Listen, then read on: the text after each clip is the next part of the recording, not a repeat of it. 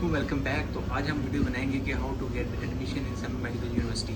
और इसके लिए जो मेन स्टेप्स हैं ना, वो आपको मैं तरतीब में बताता जाऊँगा। क्या क्राइटेरिया, क्या एलिजिबिलिटी है और इसके साथ फीस स्ट्रक्चर क्या है। और जब आपका एडमिशन हो जाता है, आपको एडमिशन कैसे लेना पड़ता है, एजेंट के ज़रिए या आपको लेना पड़ता है, आप खुद अप्लाई कर सकते हैं ऑनलाइन। ये आज मैं आपको डिटेल में कंप्लीट बताऊंगा। और कौन सी कंपनी है जो एडमिशन करवाती है। कुछ जगह ऐसा होता है एजेंट्स करवाते हैं एडमिशन आपको यूनिवर्सिटी में, और कुछ ऐसी यूनिवर्सिटीज़ हैं जैसा कि यूरोप में हो गया, और इस तरह सेंट्रल एशिया में भी कुछ यूनिवर्सिटीज़ हैं, चाइना में भी हैं।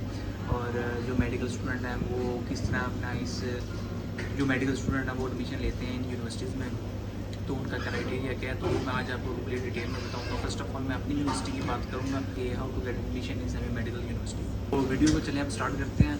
सबसे पहले आपका एलिजिबिलिटी क्राइटेरिया होना चाहिए, जैसा कि आपको 12th क्लास करनी पड़ती है।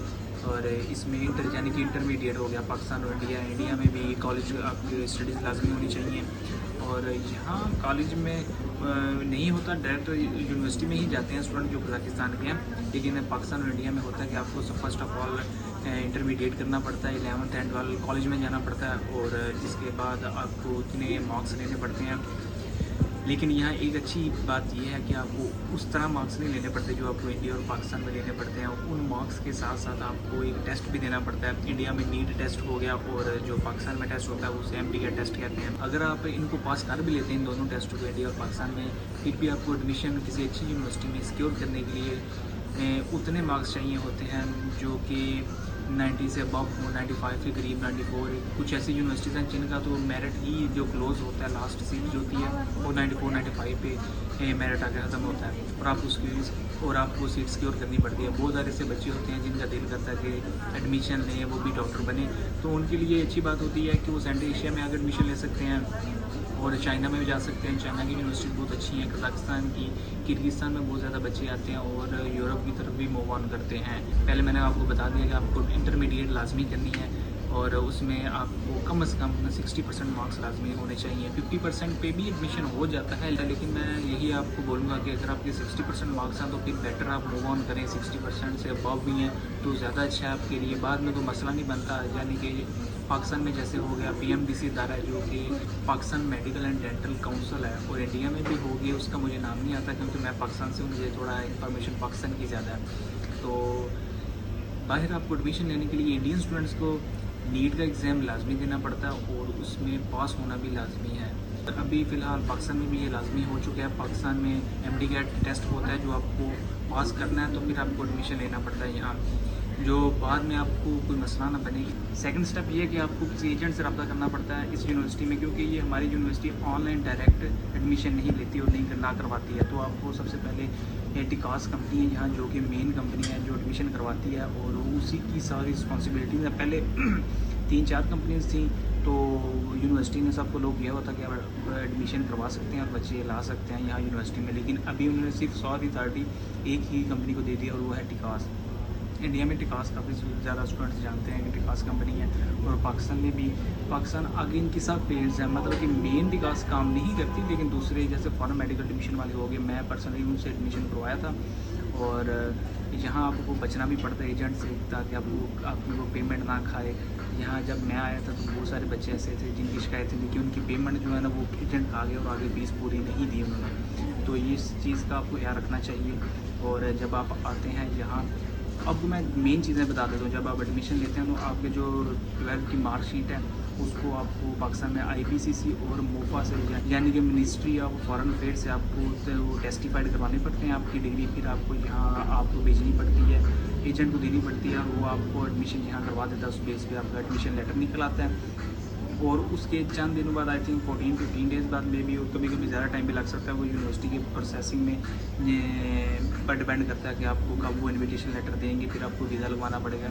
अब हम चलते हैं नेक्स्ट स्टेप पर, जो कि फ़ीस का जो मेन चीज़ है। बहुत सारे बच्चे इसलिए आते हैं क्योंकि यहाँ समझते हैं कि फ़ीस कम लगती है और एक्सपेंस ज़्यादा नहीं उस हिसाब से। जैसे पाकिस्तान में आपको डोनेशन देनी पड़ती है पहले, उसके बाद आपकी यूनिवर्सिटी की फ़ीस ज़्यादा होती है, तो इस तरह आपका 1 करोड़ के बाद बन जाता है। और अगर फ़ीस की बात करें, यहाँ इस सेमी मेडिकल यूनिवर्सिटी की जो फ़ी है ना वो तकरीबन लगभग बन जाती है। अगर अभी के बैच की बात करूँ तो उनकी जो पर ईयर फ़ी है ना, ये कज़ाकिस्तान टेंगी में, कज़ाकिस्तान की करेंसी की बात करूँ, यहाँ की करेंसी का नाम है टेंगी, तो वो बन जाती है अबाव दैन 21 लाख। اور یہ پاکستانی یہ سال کی فیس بتا رہا ہوں میں آپ کو.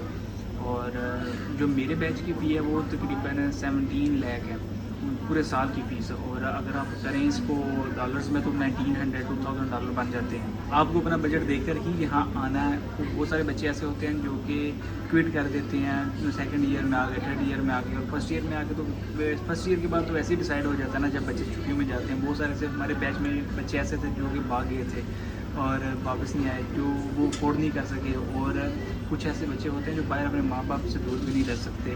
یہ بھی بہت ساری چیزیں ہوتی ہیں, یہ بھی آپ کو دیکھ کر آنا پڑنا ہے. کیونکہ اگر آپ خرچہ کر رہے ہیں تو پھر آپ کو کمپلیٹ اینڈ تک جانا چاہیے. اب کرتے ہیں بات ڈگری کی. ڈگری جو ہے نا وہ WHO سے یعنی کہ ورلڈ ہیلتھ آرگنائزیشن سے رجسٹرڈ ہے. اور ایک اور ادارہ ہوتا ہے ECFMG جو بہت ہی مین ادارہ ہے, اس سے بھی ریکاگنائز ہے. تو اور یہاں کا جو لوکل ادارہ IAAR آئی تھنک اس کا نام ہے, اس سے بھی ریکاگنائز ہے. اس سے ریکاگنائز ہو تو انٹرنیشنل اداروں سے یہ ریکاگنائز ہوتی ہے. اور کتنے سال میں یہ یونیورسٹی ڈگری دیتی ہے آپ کو, یعنی کہ 5 سال میں ڈگری مل جاتی ہے اور 1 سال انٹرنشپ کا وہ لازمی ہوتا ہے. یعنی کہ ٹوٹل ملا کر آپ کو 6 سال میں یہ ڈگری دیتی ہے. اور چائنا میں بھی آلموسٹ ساری یونیورسٹیز ہیں جو کہ آپ کو 6 ایئر میں ڈگری دیتی ہیں. اور کرغزستان ایسا ملک ہے جس میں آپ کو 5 سال میں بھی ڈگری مل جاتی ہے. اور وہاں ایسا ہوتا ہے کہ آپ کو انٹرنشپ نہیں کرنی پڑتی. ان کی ایفیلیٹڈ یونیورسٹیز ہوتی ہیں پاکستان اور مے بھی انڈیا سے, جو آپ کو مطلب کہ ان کا معاہدہ ہوا ہوتا ہے اور جا کے کر لیتے ہیں 1 سال جو انٹرنشپ ہے وہ پاکستان میں کسی ہاسپٹل میں یا انڈیا میں. یہ ڈپینڈ کرتا ہے یونیورسٹی پہ. اور یہ بھی ابھی میں نے آپ کو بتا دیا سارا فیس اسٹرکچر بھی.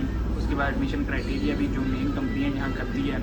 اور ڈکاس جو ہے ایڈمیشن ہینڈل کرتی ہے سارے اس طرح کے کام. اور ان کا اپنا ہاسٹل بھی ہے. اس پر آئی تھنک کسی اور ویڈیو میں بات کریں گے, ویڈیو بہت زیادہ لمبی ہو جائے گی. اس کے بعد میں نے آپ کو ڈگری کے بارے میں بتا دیا کہاں سے ریکاگنائز ہے.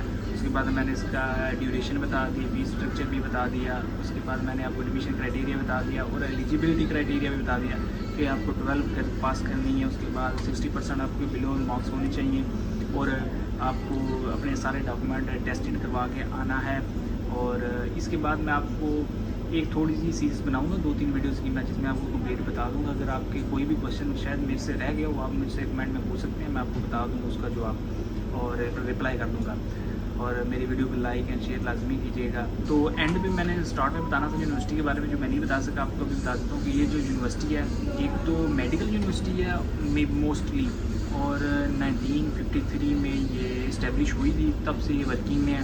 اور کافی زیادہ پرانی یونیورسٹی ہے, گورنمنٹ یونیورسٹی ہے. مین بات یہ ہے کہ گورنمنٹ یونیورسٹی ہے. اور اس میں جو لینگویج ہے وہ 3 زبانوں میں 3 لینگویج میں آپ پڑھ سکتے ہیں, قزاق میں, رشین میں اور انگلش میں. جو انٹرنیشنل اسٹوڈنٹس ہیں وہ انگلش میں ہی ظاہر سی بات ہے ان کو انگلش ہی آتی ہے. اور اسی میں ٹیچرس بھی جو ہے نا وہ انگلش میں پڑھاتے ہیں.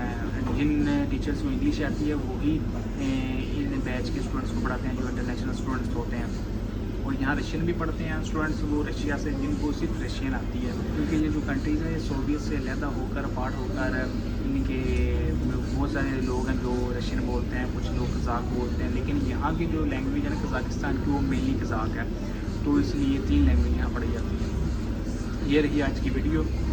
ایز یوزول لائک شیئر لازمی کیجیے گا. اللہ حافظ, ملتے ہیں اگلی ویڈیو میں.